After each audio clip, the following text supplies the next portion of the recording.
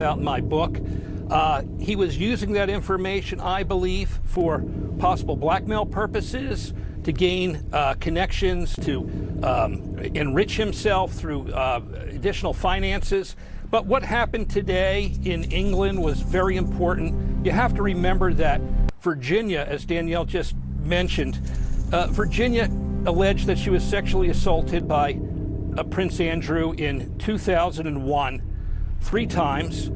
That was 25 years ago. Think about that, 25 years ago. And today is the first day that Prince Andrew ever faced any type of real accountability in terms of sitting, at least for a period of time, inside of a jail cell.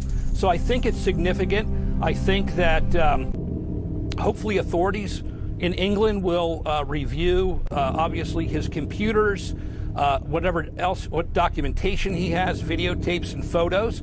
And also I was told that they could also question him on sexual abuse information that they may have obtained, even though this is strictly, he was brought in because of the allegedly passing on sensitive secrets. Yeah, and he's denied all prior allegations related to Epstein. As I mentioned, he hasn't commented on publicly these more recent allegations of misconduct in public office.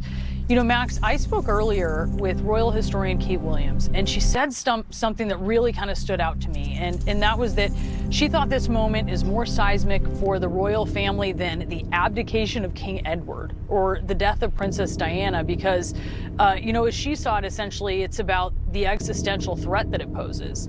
Can you put that into perspective for us? Because I think it's really hard to understand that to people who didn't grow up in the Commonwealth. Well, I think we saw that in King Charles's statement today. He came out with it very quickly. He didn't put it through a spokesperson. He went on record. He has, to be fair, always talked about the victims coming first here. But in his statement, he talked about the allegations against Andrew Mountbatten Windsor. He didn't say his brother, as if he was some sort of distant figure from the monarchy. I think that was intentional to create separation between himself, the monarchy, and Andrew. We saw the king out today continuing with public engagements which were long planned in the diary, really showing that the monarchy carries on despite this, basically putting the survival of the monarchy as front and centre and not protection of his brother. So I think the king feels that existential threat at this point. So I do think it's an extraordinary situation. And you've got to think that it's very difficult for him to make a statement legally. The king is head of the judiciary. You saw the king's forces, the king's police forces, going in and arresting a member of the royal family. If this goes to trial, this will be the crown versus a member of the royal family.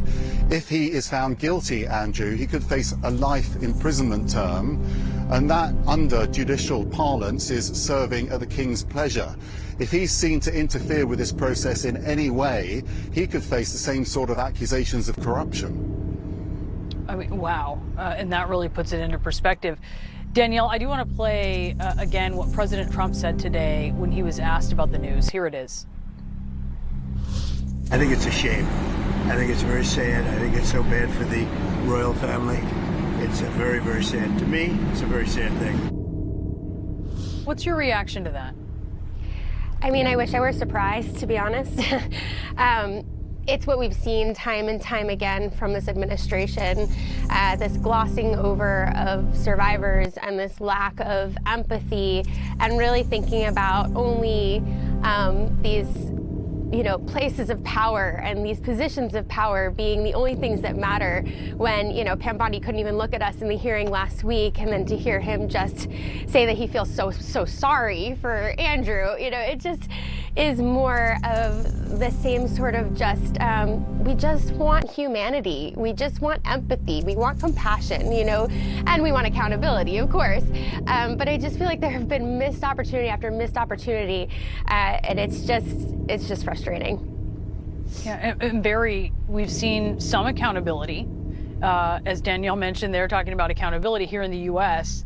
due to the release of the files, but not a lot. I mean, there is billionaire Tom Pritzker, executive chairman of Hyatt